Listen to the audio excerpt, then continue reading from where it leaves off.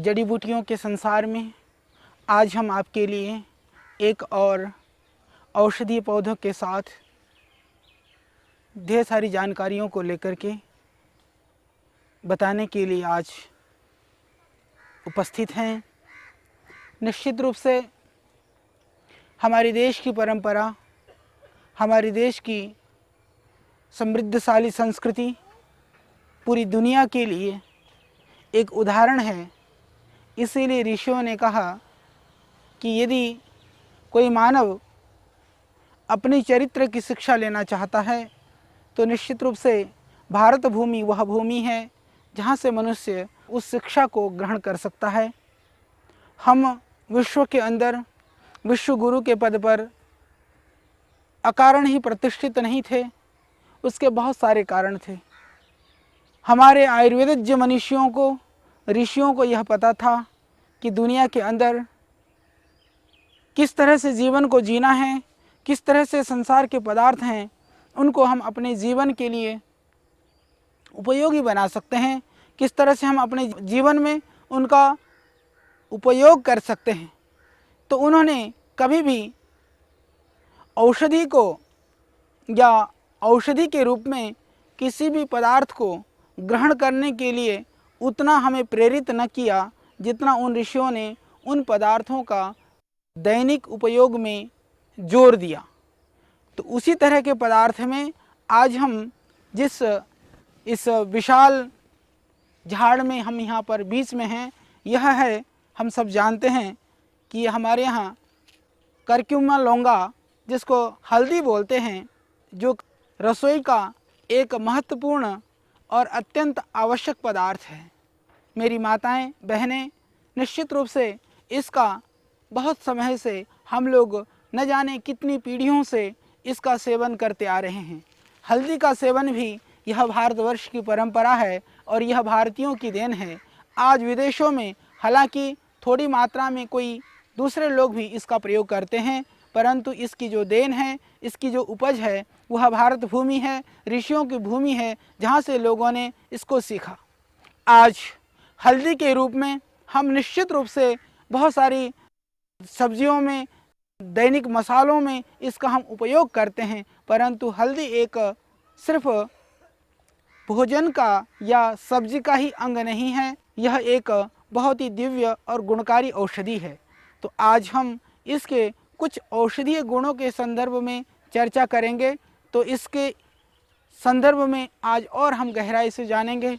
मैं समझता हूँ कि हमारी माताएं, बहनें अपने रसोई में से, अपने घर आंगन में से, उन द्रव्यों में से, उन पदार्थों में से जिसको हम मसाला समझते हैं, जिसको हम एक अपने भोजन का अंग समझते हैं, उसमें से बहुत सारे रोग, बीमारियों को ठीक करने के लिए भी औषधि के रूप में भी आप पहचान कर पाएंगे, आप सीख पाएंगे, मैं ऐसा समझता हूँ।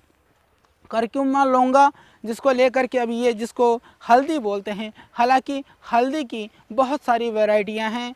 काली हल्दी है, आमा हल्दी है, दूसरी हल्दियां हैं।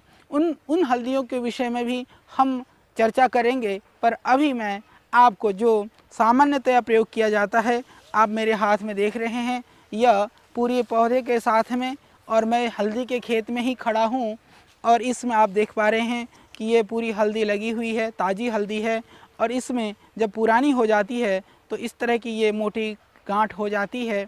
तो ये हल्दी वास्तव में बहुत ही गुणकारी है।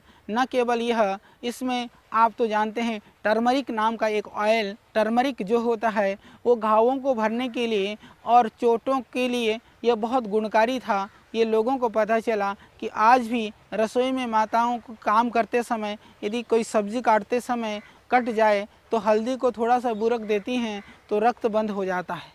यह तो हमें पता था। यदि रसोई में काम करते हुए थोड़ा कहीं हाथ जल जाए तो हल्दी को थोड़ा पानी में मिला करके लगा देने से जलन में शांति मिलती थी, परंतु जब थोड़ा सा रिसर्च हुआ तो लोगों को पता चला कि हल्दी के अंदर घाव को, फोड़े फुंसियों को, इन्फेक्शन को ख़त्म करने की बहुत बड़ा गुण है। उसके अंदर जो टर्मरिक ऑयल है उसके द्वारा ये संभव हुआ।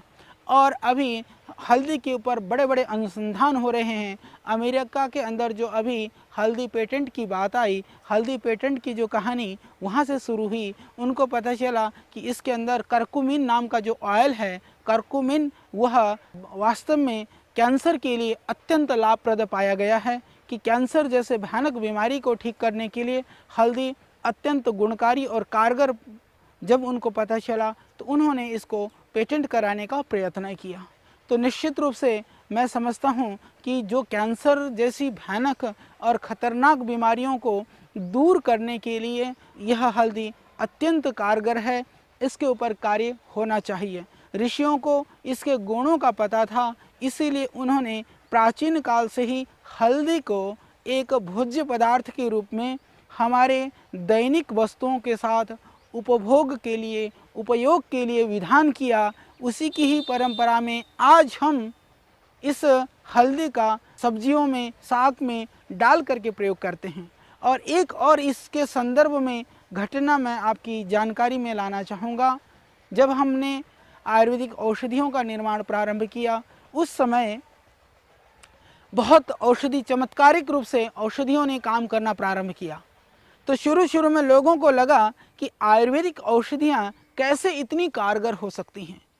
तो लोगों को जब आयुर्वेद यदि काम करे तो ये शिकायत होती है कि आयुर्वेद इतना जल्दी काम क्यों करता है, या आयुर्वेद यदि जल्दी से काम नहीं करें तो लोग कहते हैं कि आयुर्वेद तो बहुत धीमे धीमे काम करता है। तो जब वो बहुत इसके परिणाम आयुर्वेद की औषधियों से बहुत जल्दी मिलने लगता है तो हमारी जो सशंकित जो मन है कहीं ना कहीं शंका करता है कि शायद ये आयुर्वेद की वजह से नहीं है, अभी तो इसमें कोई दूसरे तरह के केमिकल्स या एलोपैथिक मिला दिया जाता है। तो लोगों ने हमें यही कहा था कि कई आयुर्वेद के नाम पर जो लोग समाज को भ्रमित करते हैं या इस तरह के जो गलत लोग हैं, वो लोग स्टेरॉइड या इस तरह के केमिकल्स आयुर्वेदिक औषधियों के अंदर मिला करके लोगों को देते हैं। हमने ऐसा ज़रूर सुना था। जब हमारी औषधियों ने बहुत काम करना शुरू किया, हमें तो पता नहीं कि ये तो प्राकृतिक रूप से जो औषधियाँ हैं वही हम देते थे। फिर किसी ने हमें ये बताया कि आपकी औषधि के अंदर स्टेरॉइड निकला। हमें बहुत कष्ट हुआ। हमें लगा, हमें यह भी पता नहीं था तब तक कि प्राकृतिक रूप से भी कुछ ऐसी चीज़ों के अंदर वो चीज़ निकल के आ सकती है, स्टेरॉइड जैसी चीज़। फिर हमने सारी अपनी औषधियों को देश के विभिन्न बड़ी बड़ी प्रयोगशालाओं में परीक्षण किया। हमें पता चला कि हल्दी के अंदर भी प्राकृतिक स्टेरॉइड होती है, गुग्गल के अंदर प्राकृतिक स्टेरॉइड होता है, इसी तरह से शिलाजीत के अंदर प्राकृतिक रूप से स्टेरॉइड होता है। और हमें यह भी पता चला कि जो प्राकृतिक रूप से जो स्टेरॉइड लिया जाता है वो शरीर को नुकसान नहीं अपितु लाभ करता है। और एक साल के अंदर, साल भर में जितनी आदमी हल्दी के माध्यम से स्टेरॉइड अपने शरीर में ले लेता है, यदि उतनी मात्रा में केमिकल के फॉर्म में स्टेरॉइड ले लें तो भयानक रूप से शरीर के अंदर किसी भी तरह की साइड इफ़ेक्ट, रिएक्शन या दूसरे उपद्रव हो सकते हैं। तो यह प्राकृतिक स्टेरॉइड है हल्दी, नेचुरल स्टेरॉइड है हल्दी, ये बहुत ही गुणकारी है।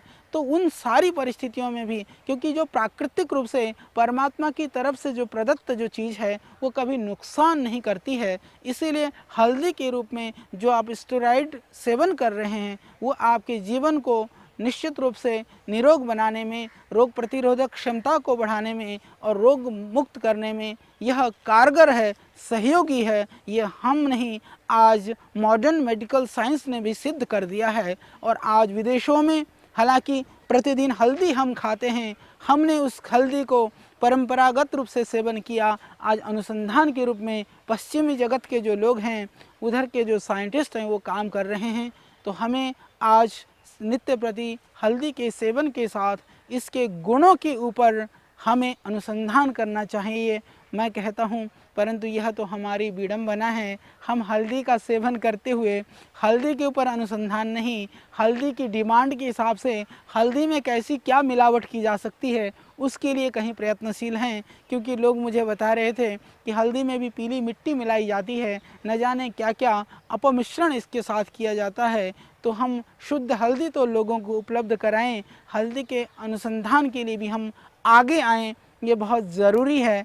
तो अभी मैं आपसे चर्चा कर रहा था कि कैंसर जैसी भयानक बीमारी को रोकने में हल्दी अत्यंत कारगर है। उसके लिए आप हल्दी का सेवन कर सकते हैं। और जिनको किसी भी तरह से सर्दी जुकाम कफ हो, आप जानते हैं कि हल्दी का सेवन, यदि हल्दी को कच्ची हल्दी यदि थोड़ी सी भून करके भी यदि आप सेवन करते हैं तो उससे जो खांसी है आपकी वो ठीक हो जाती है। तो खांसी को ठीक करने के लिए आप हल्दी का सेवन कर सकते हैं। सर्दी जुकाम के लिए जिनको एलर्जिक प्रॉब्लम है, आयुर्वेद में एक औषधि हम बनाते हैं हरिद्रा खंड करके। हरिद्रा खंड विशेष करके जो ऑर्टिक एरिया है, सित पित्त है, ऑर्टिक एरिया के लिए बहुत ही अच्छी औषधि है हल्दी। शीत पित्त के लिए किसी भी तरह से शरीर में दाफड़ है, खुजली है, उसमें भी हल्दी अत्यंत गुणकारी है। उसके लिए आप हल्दी का सेवन कर सकते हैं। और जिनको कहीं कट जाए, कहीं चोट लग जाए, उसमें भी हल्दी, सिर्फ हल्दी का पाउडर सिर्फ उसमें लगा देने मात्र से, या कॉटन में लेकर के, रुई में लेकर थोड़ा हल्दी लगा करके ऊपर से रुई रख दीजिए। आप देखेंगे इन्फेक्शन नहीं होगा और वह घाव जल्दी से भर जाएगा और आपको पीड़ा भी नहीं होगी। इसी तरह से हमारे यहाँ पुरानी परंपरा है, ये प्रत्येक भारतवासी विशेष करके गांव में रहने वाले लोग इस बात को जानते हैं। यदि कभी चोट लग जाए, आदमी कहीं गिर जाए या गुमचोट लगे, तो उसको कहते हैं कि इसको चोट लगी, हल्दी मिला हुआ दूध पिला दे। वास्तव में हल्दी और दूध का संयोग आपको करता है निरोग, निरामय और चोटों से मुक्ति। हल्दी अपने आप में बहुत अच्छा एक पेन किलर भी है, दर्द विनाशक भी है। हल्दी से कितनी भी भयानक पीड़ा हो रही हो, एक चम्मच हल्दी को यदि आप दूध या गर्म पानी से ले लेते हैं तो उसको फिर आपके शरीर में किसी भी कारण से पीड़ा हो रही हो, उस पीड़ा से आपको मिलती है मुक्ति। तो दर्द के लिए भी आप हल्दी का प्रयोग कर सकते हैं। इसके अतिरिक्त यदि आपको किसी भी तरह से स्किन की प्रॉब्लम है, तब भी आप हल्दी का सेवन कर सकते हैं। 1 ग्राम हल्दी सुबह खाली पेट नियमित रूप से सेवन करते हैं तो आपकी खाज, दाद, खुजली और किसी भी तरह की स्किन प्रॉब्लम में इससे पूरा मिलेगा आपको लाभ। और जिनको एलर्जिक प्रॉब्लम है, साइनोसाइटिस है, उसमें भी हल्दी बहुत ही कारगर है। जिनको अर्थराइटिस है, हम श्रद्धेय स्वामी जी बताते ही हैं, हम सब जानते हैं, पुराना प्रयोग है आपका हल्दी, मेथी और सौंठ का। हल्दी, मेथी और सौंठ का पाउडर करके यदि आप सेवन करते हैं प्रातः सायं 1-1 चम्मच, तो किसी भी तरह की अर्थराइटिस की प्रॉब्लम है, शरीर में दर्द है, आपको सूजन है, उसमें पूरा आपको लाभ मिलेगा।